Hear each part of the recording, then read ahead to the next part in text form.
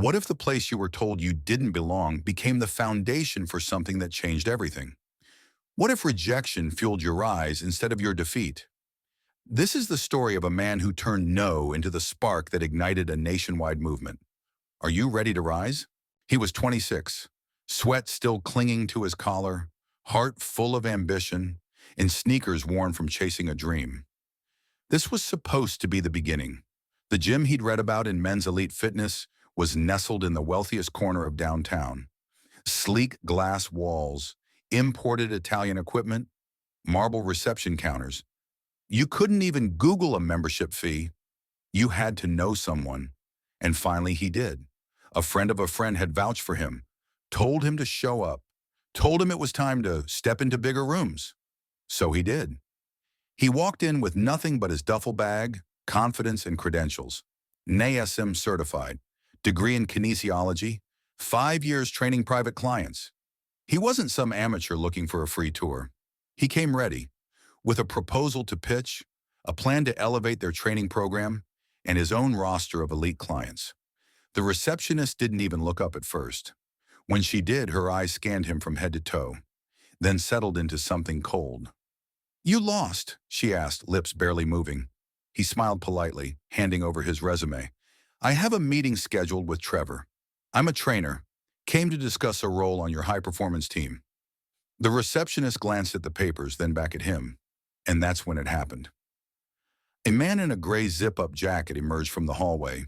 Sculpted, sharp-jawed, probably Trevor. He looked him over and said flatly, "This gym ain't for you." That was it. No handshake, no welcome, no look at his qualifications.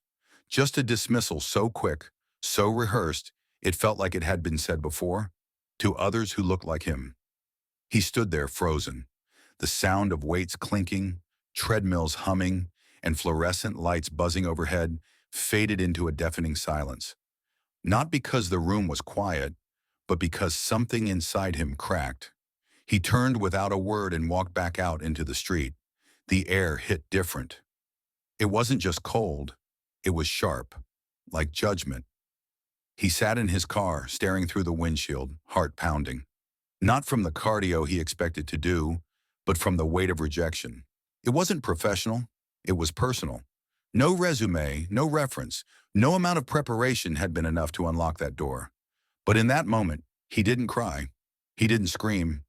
He whispered 5 words to himself. Then I'll build my own. That day, he wasn't just shut out of a gym. He was pushed into his purpose.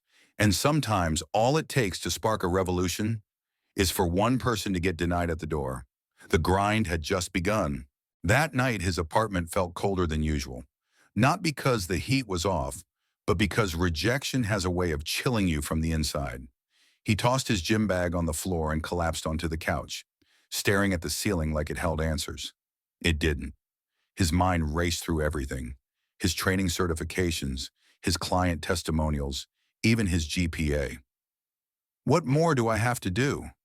Was it my skin? Was it the hoodie instead of a blazer? He thought of every black man who had been told, "You don't belong here," in places their talent said otherwise. And then something shifted. He walked into the bedroom, pulled out an old spiral notebook, creases down the middle, a coffee stain on the edge. The same notebook he used to sketch workouts and track client progress. Tonight, he gave it a new purpose. At the top of a fresh page, he wrote in big block letters, GRND Fit, the People's Gym. No more begging for a seat at someone else's table. He'd build his own. One squat, one push-up, one client at a time. But he didn't have a fancy studio. He didn't have venture capital. He had a garage. The next morning, he cleaned out everything, moved his dad's old lawnmower, swept away the dust, and set up the only 2 things he had, some rusted dumbbells and a vision. He texted his old clients, "Free sessions all week, pull up, no judgment, no contracts, just grind." At first, only 2 people came, a local bus driver who'd just been diagnosed with prediabetes, and a single mom who said regular gyms made her feel invisible. He trained them like they were Olympic athletes. He didn't need mirrors to show them results. He showed them respect, encouragement, community. They left sore, but smiling. By week's end, 4 more people had joined. The energy was raw. The playlist was loud. And when someone said, "This doesn't feel like a gym, this feels like a movement," he knew he was onto something. Late at night, he'd rewatch the footage he recorded of each session. Not for content, but for patterns. How people moved, what motivated them, where they struggled. He studied his clients like they were family, because to him, they were. He turned pain into data, rejection into routine. Each ache, each bruise, fuel. And the fire? It was spreading. What began as a reaction was becoming a revolution. He wasn't trying to impress the gatekeepers anymore. He was building a new gate, and soon the line to get in would stretch around the block. At first glance, it looked like any other two-car garage. Faded siding, cracked driveway, and an extension cord that always tripped the breaker. But to those who entered, it became something else. A sanctuary, a battlefield, a temple for the tired, the overlooked, the counted out. He transformed that garage inch by inch. Foam mats from Craigslist lined the concrete floor. Resistance bands hung on nails hammered into the drywall. A Bluetooth speaker sat on a milk crate, its bass shaking the entire neighborhood whenever "Lose Yourself" or a public service announcement came on. And every day at 5 a.m. sharp, the grind began. No front desk, no smoothie bar. Just a man with a vision and a whiteboard with the words, "We don't wait for change. We lift it." People came in broken, not just in body, but in spirit. A retired mailman with a bad knee who missed the days of feeling useful. A teenage girl who got bullied at school and wanted to feel strong, even if just for 30 minutes. A nurse who worked double shifts and needed to sweat out the stress before going back into the storm. He trained them all. No one was too old, too big, too weak. No one was turned away. In that garage, everyone was an athlete. And the sessions, they were electric. People pushed harder because they weren't just lifting weights.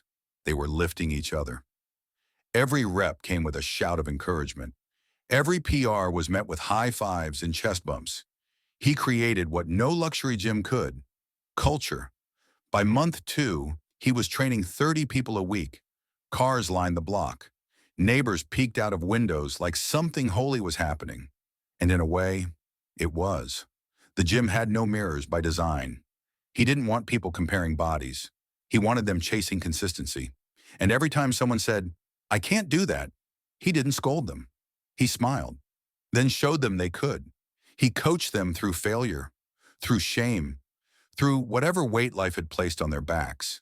The garage echoed with more than music and grunts. It echoed with transformation. Then one day, an older woman pulled him aside. She'd lost 15 pounds in 5 weeks. Her eyes welled up with tears. "I don't just feel strong," she said. "I feel seen." That's when he knew. This wasn't just fitness. This was freedom. He didn't need a brand deal. He didn't need approval from the gatekeepers. He already had something they couldn't buy: trust, loyalty, a movement. And he hadn't even scratched the surface. This was the garage. But soon, GRND Fit would need a bigger home. Because a revolution like this, it can't be contained in 4 walls. The buzz was getting louder. Clients were tagging him in transformation posts. The garage was now running 6 sessions a day, sometimes back to back. People were showing up from different zip codes just to feel what was happening in that tiny space that smelled like sweat and possibility. And he knew what came next: a brand, a name, an identity that would carry the spirit of this garage to the world. He didn't want something trendy, not a sleek one-word logo with meaningless flair. He wanted a name that meant something, a name that earned respect, a name that couldn't be whispered.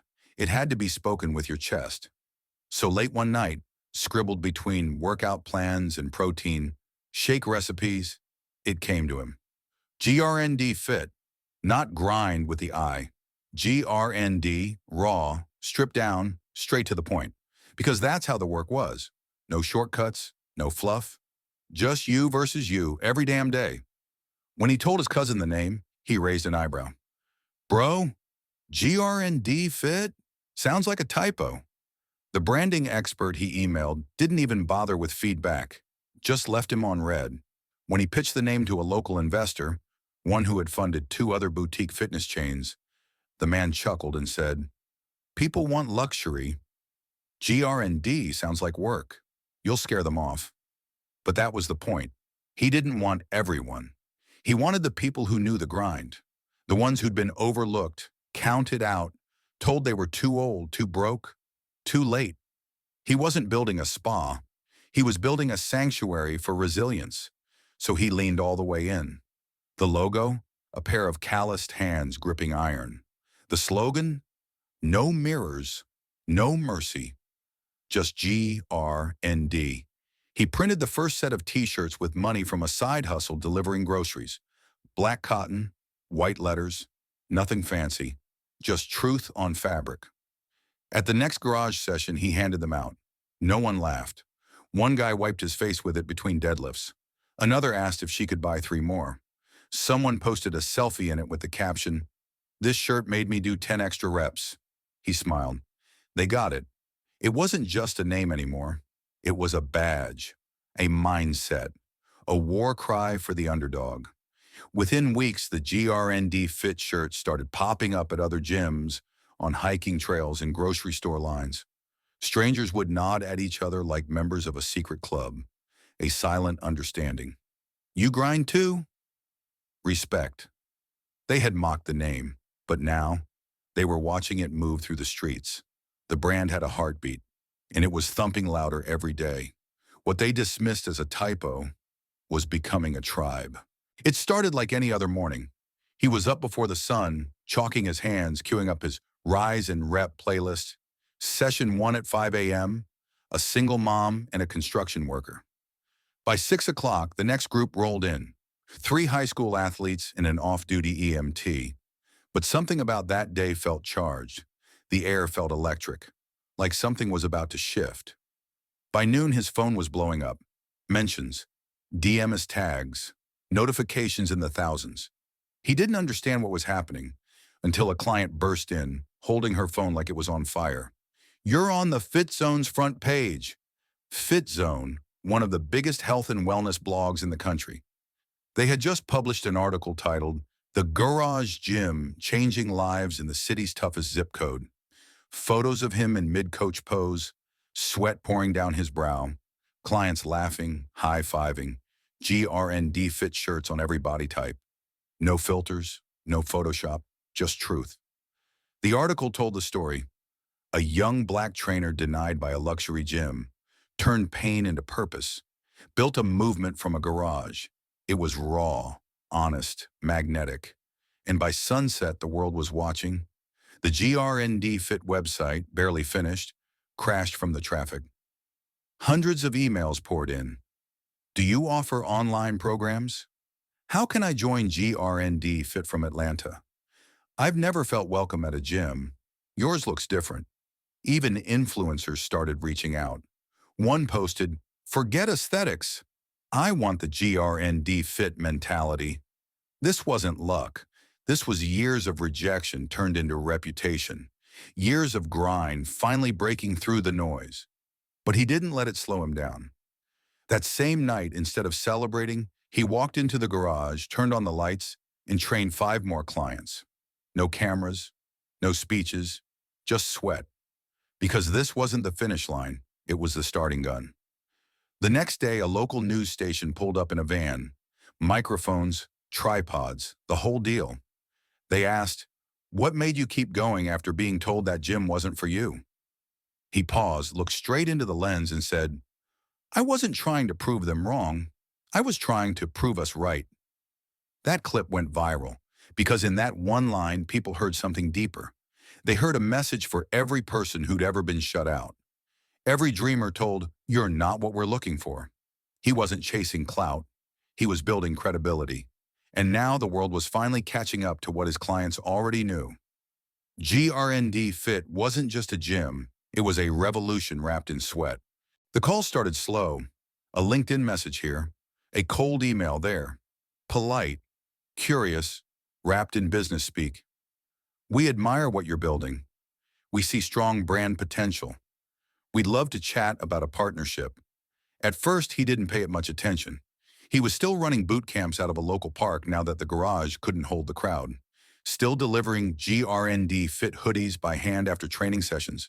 Still poring over workout data at midnight like a scientist in a lab. But then the offers got real. A venture capital firm from San Francisco flew out just to sit across from him at a local cafe. They wore tailored suits, sipped imported coffee, and slid a folder across the table like it held salvation. Inside, a buyout deal, 7 figures, complete acquisition. They'd handle scaling, marketing, packaging the brand for mass appeal. All he had to do was walk away. He closed the folder, didn't blink, didn't smirk. He just asked one question. Do I still control the mission? They chuckled, like he'd asked if the sky was green. You'd be a brand ambassador, of course. We'd bring in real operators to lead. Real operators. They saw numbers. He saw names. They saw profit margins. He saw purpose. They didn't understand GRND fit wasn't just weights and reps. It was trust. It was community. It was built from pain, not spreadsheets. He turned them down. Word spread fast. Another firm followed, this one glossier, slicker, dangling equity and growth potential. They offered him a higher number. He turned them down too. Because to them, GRND fit was a commodity. To him, it was the promise he made in that garage. The promise that no one would be turned away again. That nobody else would feel how he felt that day outside the luxury gym. Like they were unworthy of walking through the door. They didn't get it. You can't buy sweat equity. You can't measure grit on a balance sheet. And you can't own a culture you never helped build. So he stayed independent. And while those execs flew home confused and a little embarrassed, he went right back to work, launched a mobile app, opened 2 new locations in underserved neighborhoods, hired trainers who looked like the people they served, offered scholarships for single parents and youth at risk. Every time he expanded, he kept it real. No velvet ropes, no glass walls, no VIP section. GRND Fit stayed for the people, and the people paid it forward with loyalty that no investor could replicate. They tried to buy him out, but he couldn't be bought. Because when you build from the mud, your foundation's too strong to flip. It started with a post. One of his clients, a nurse, filmed a 30-second clip of their 6 a.m. boot camp. Rain falling, music thumping, a line of bodies grinding through squats and sprints and puddles. No complaints, no excuses, just grit. The caption read, "No mirrors, no mercy, just GRND." It exploded. Hundreds of thousands of views in hours, then millions. People in cities he'd never visited started tagging hashtag GRNDFit. College athletes, single moms, firefighters, bus drivers. Even a pro baller posted his deadlift with the phrase GRND before glory. The movement had gone national. But this wasn't about going viral. This was about going deep. Requests poured in. Can you open a GRND fit in Detroit? We need this energy in South Philly. I'll run it. Just give me the blueprint. So he built one. Not a franchise, a mission model. He trained people, not just in fitness, but in philosophy. How to lead with empathy. How to coach from the heart. How to build people before profits. Each GRND fit location had the same rule. No egos, no velvet ropes, no one left behind. By year 3, there were 14 GRND fit locations across 9 cities. Every one of them in a neighborhood the big-name gyms ignored. No marble countertops, no $200 per month fees. But what they did have? They had fathers working out beside their sons. They had women spotting each other through fear and failure. They had people hugging after deadlifts like they'd just been baptized. And each location had his story etched on the wall. They told me this gym wasn't for me, so I built one for all of us. He wasn't trying to be a CEO. He was trying to be a catalyst. He gave talks at schools, started mentorship programs, built GRND Fit scholarships for students entering kinesiology and sports science. The industry started to notice, but by now he didn't need their approval. He was invited to conferences, but only showed up if the dress code allowed sneakers and hoodies. He didn't ask for a seat at the table. He built his own damn table.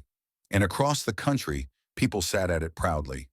They wore the GRND Fit logo like armor, because it stood for every time they kept going when quitting felt easier. Every time someone told them, "You're not the gym type," and they showed up anyway. The movement was no longer about him. It was bigger than him, and it was still growing. It's funny how full circle looks. One afternoon, while prepping a GRND Fit youth session, his assistant ran over with a package. Inside was a formal invitation, crisp paper, gold trim. The name at the top? The same luxury gym that once told him, "This ain't for you." They were hosting a panel on diversity and fitness leadership. They wanted him to speak. Front row, spotlight, all eyes on the man they once turned away. He didn't laugh. He didn't gloat. He just smiled. The kind of smile you earn after lifting the world off your shoulders for years. Because the truth is, he didn't need validation from marble floors or private locker rooms. He'd already won. His GRND Fit brand now served over 80,000 members nationwide. He'd partnered with public schools to build fitness programs for kids who had never touched a dumbbell in their lives. His mobile app? Top 10 in the health category, with 5-star reviews saying things like, "This app saved my life. I feel seen for the first time." No mirrors, no mercy, just GRND in the original garage, still standing, preserved as a community space, covered in murals of transformation, before and afters not of bodies, but of belief. Because that's what he really built. Belief. In the overlooked, in the underestimated, in the version of yourself you don't even recognize yet, but know is waiting to rise. He stood on that stage years later and looked out over a sea of suits and fitness execs. He told them the truth. "You didn't build this. You tried to shut it out. But when the doors closed, I didn't wait for someone to open them. I built a new entrance and left it wide open." Silence, then thunderous applause. But he didn't stay for the after party, didn't pose for magazine spreads. He left early to make it to a GRND Fit grand opening in Memphis. Because that's where the real party was. Among the people who had scars, who knew struggle, who weren't afraid to grind through it. That day, a young boy ran up to him, wide-eyed, grinning, rocking a GRND Fit hoodie 2 sizes too big. "Mr. Jalen, sir, when I grow up, I want to open a GRND Fit like you." He knelt down, smiled, and said, "You won't have to wait, King. Let's build it together." This isn't just the story of a man who got shut out of a gym. It's the story of someone who turned rejection into revolution and built a legacy strong enough to lift an entire generation. That's the power of the GRND. This isn't just a story about a gym. It's about the power of resilience, the strength to keep going when the world tells you to stop, and the belief that no door closed to you is ever truly locked. The grind never stops. Neither does your rise.